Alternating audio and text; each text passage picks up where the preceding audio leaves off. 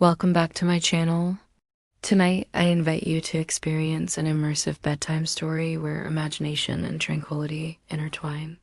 Let us embark on a journey to a place where dreams linger and the rhythm of life slows down.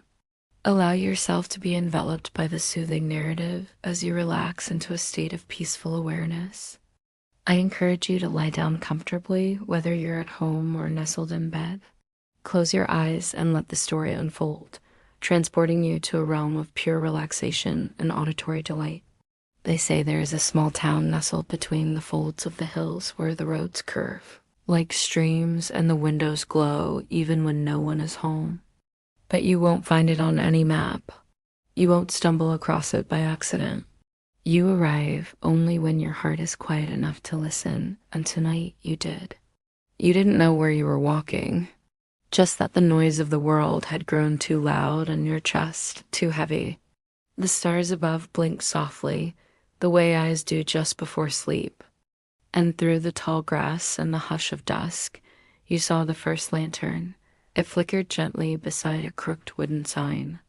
Welcome to Quiet Hollow. The name felt familiar somehow. Not from memory, but from a feeling. You stepped into the town. The path beneath your feet was made of old stone and moss, as if it had always been there, waiting. The houses were small, cozy, made of dark wood and warm light. No two were alike. Some had round doors. Others had chimneys that puffed lavender smoke. There were teapots on window sills and soft music spilling from cracks in the shutters, but no people. Not yet. At the center of the town stood a tall lamppost, older than the rest. Beneath it stood a person in a long coat and wide scarf, holding a lantern in each hand. Their face was hidden by shadow, but not in a frightening way, in a peaceful, private way. You approached quietly. They turned to you and nodded once. You made it, the lantern keeper said. Their voice was soft like the rustle of pages in a book left open too long. You didn't speak because somehow you didn't need to. They handed you a lantern. It was small and warm in your hands. Inside it flickered, not fire, but light that felt like memory. Not a sharp memory, not a loud one. Just a moment, a laugh, a breath, a look. This town, the lantern keeper said, is where dreams go when we forget them. And tonight they wanted you to visit. You followed them through the winding paths of Quiet Hollow, past shops that sold nothing but feathers, past a house with a roof made entirely of ivy, past a clock tower that ticked backwards and didn't seem to mind. Everything here was soft, even time. The keeper stopped beside a small wooden bridge that crossed a silent stream. Beneath the water, instead of fish, floated paper boats, each glowing faintly. You watched one drift past. On its side was a word, kindness. Another followed, rest, then forgiven. You felt your shoulders sink a little lower. At the far edge of the bridge stood a bench, carved with stars and mines. You sat down. The keeper didn't say goodbye. They simply walked back toward the town, their own lanterns glowing brighter as they went. You sat there, listening to the sound of nothing, the stream, the breeze, the stillness. You held the lantern in your hands, and for the first time in what felt like days, you didn't think about anything at all, just being. Above you, a tree stretched out its branches like arms. Hanging from each limb were more lanterns, gently swaying, glowing with moments the world had let go of, but never truly lost. You leaned back against the bench and let your eyes close, not to escape, but to arrive. Here in the town where dreams go, you didn't need to speak. You didn't need to remember. You just needed to rest. And the lantern in your lap stayed lit just for you. If you enjoyed this enchanting tale, don't forget to hit the like button and share it with those who might find solace in its dreamy embrace. I'd love to hear your thoughts on the story in the comments below. Until next time, may your nights be filled with peaceful dreams, and may the magic of storytelling continue to captivate you. Thank you for joining me on this tranquil journey. Take care and sweet dreams. Before we begin, I just want to say thank you for being here. for joining me in this little corner of the internet to share these stories. I've been doing this for a few months now, and it means a lot to me. So, from the bottom of my heart, thank you. Also, as a little treat, after this story, I'm going to share an extra little piece. A bonus moment from the lighthouse that I had written, but I think works better as a standalone piece.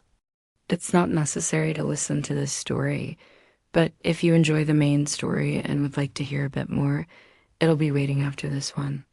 So with all that said, let's get started. The tea had gone cool in your cup. The fire had grown quieter, just the faintest ember glow pulsing beneath soft ash. You opened your eyes slowly, and for a moment you didn't remember where you were. Then the stillness reminded you. The lighthouse, the hill, the sea. The wind outside had changed, less like a breeze and more like a hush, like the world was sleeping. You stood slowly, letting the calm settle over your shoulders like a blanket. Your hand found the curved wooden railing of the spiral staircase, worn smooth from years of quiet hands. Step by step, you climbed. No rush, no sound but your soft breath and the creak of age-old wood beneath your feet. You passed windows round, fogged from the cool night air. The stars outside blinked slowly. The sea, far below, shimmered with moonlight like silver cloth laid out to dry. At the top of the stairs, you found a door, small, unlocked. Its handle was cool, shaped like a curled shell. You turned it. Inside, the room was lit only by the lighthouse's soft interior glow. Not bright, not blinding. Just enough to see the space around your round, cozy, still, pale wooden floors. A rug like sand underfoot, a bed pushed beneath the circular window, covered in light quilts the color of the tide. But what caught your eye first were the jars, hundreds of them, lining every shelf. Each was filled with whispers, not voices, not sounds, but you could feel them more than hear them. A child's laughter carried on wind, the rustle of paper turned by candlelight, the hush of someone brushing a loved one's hair, the soft "I'm here" that someone once whispered before sleep. These were not memories, not exactly, they were. You felt the pull of every unfinished story, every secret hope and fear, every silent wish on a star, every gentle touch that meant more than words. You walked slowly among them, fingers brushing the jars without opening any. Some glowed faintly, others pulsed like soft heartbeats. One jar, small and delicate, seemed to vibrate with a warmth you recognized. You opened it. No sound came out. Just a feeling, the memory of someone holding your hand when you didn't know what to say. You closed your eyes and let it wash through you. You had forgotten that. How it felt to be comforted without explanation. How it felt to be understood without speaking. You placed the jar back. Then you sat on the bed, gazing out the round window. The sea rolled on below, slow and silver, like a lullaby written by the moon. And there, beside you, on the windowsill, you found a notebook. The first page read, "This space is for what still lives in you." And so you wrote, not perfectly, not poetically, but softly. You wrote about the things you hadn't told anyone. The tiny kindnesses, the small fears, the quiet hopes. The lighthouse said nothing, but its light glowed warmer as you wrote. Eventually, your eyes grew heavy. The wind outside became a soft hum, and the jars on the shelves dimmed, one by one, as if tucking themselves in for sleep. You lay down on the bed. The quilt smelled faintly of salt and lavender. The window glowed softly above you, and the last thing you felt before sleep took you completely was the warmth of someone or something watching over you. Not to guard, not to judge, just to be with you in the lighthouse. On Cloud Hill, where the sea never shouts and the light never leaves. And now for a little extra something. Just a quiet moment from the lighthouse. The rain had been falling for days. Not a harsh downpour, but a steady rhythm, like a lullaby meant to soothe the earth. You sat in the lighthouse, wrapped in a thick knit blanket. The air was warm, spiced with wood smoke and something sweeter, like vanilla in old books. You sipped hot tea, watching the flames dance. Their light flickered across the worn pages of a book resting on your knees. You hadn't planned to read today. There was no need to hurry up here. But the quiet of the lighthouse, the gentle rhythm of the rain, it had a way of making you crave stories. You opened the book at random and began to read. It was a tale of journeys and self-discovery, of whimsical creatures in faraway lands. But as you read, you couldn't help but feel a sense of familiarity. The descriptions of talking animals and magical lands seemed strangely reminiscent of your own experiences. You paused, tracing the embossed cover of the book. When had you begun to forget that magic existed? That whispered secrets could carry on the wind and ancient trees could hold wisdom in their roots? The rain intensified, drumming a steady beat against the glass panes. Outside, the wind howled like a lonely wolf.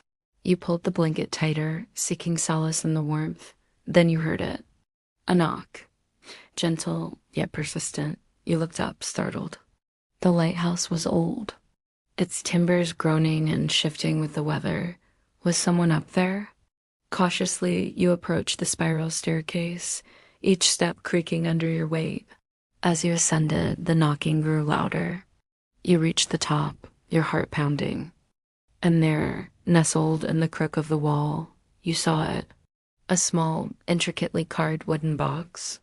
Its surface smooth, polished by countless hands over the years. You felt drawn to it, compelled to open it. With trembling hands, you lifted the lid. Inside, resting on a bed of faded velvet, lay a single key, its metal surface gleaming with an otherworldly light. As you reached for it, a wave of recognition washed over you. This key, it held the power to unlock memories, to reveal the hidden pathways of your soul. You slipped the key into the lock, and with a soft click, the door swung open. And there, bathed in the ethereal glow of the lighthouse, stood the keeper. His form shimmering like starlight, his eyes twinkling with cosmic wisdom. He smiled, his gaze warm and inviting. "Welcome home," he whispered. "You have been expected." If you enjoyed this story or the extra piece, please don't forget to leave a like and a comment. I always appreciate hearing what you have to say. Thank you again for joining me in the lighthouse. Until next time, may your days be filled with a little more magic and a little less ordinary.